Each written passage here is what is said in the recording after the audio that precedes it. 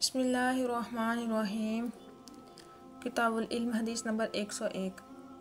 عورتوں نے رسول اللہ صلی اللہ علیہ وسلم سے کہا کہ آپ صلی اللہ علیہ وسلم سے فائدہ اٹھانے میں مرد ہم سے آگے بڑھ گئے ہیں، اس لیے آپ صلی اللہ علیہ وسلم اپنی طرف سے ہمارے وعظ کے لیے بھی کوئی دن خاص فرما دیں۔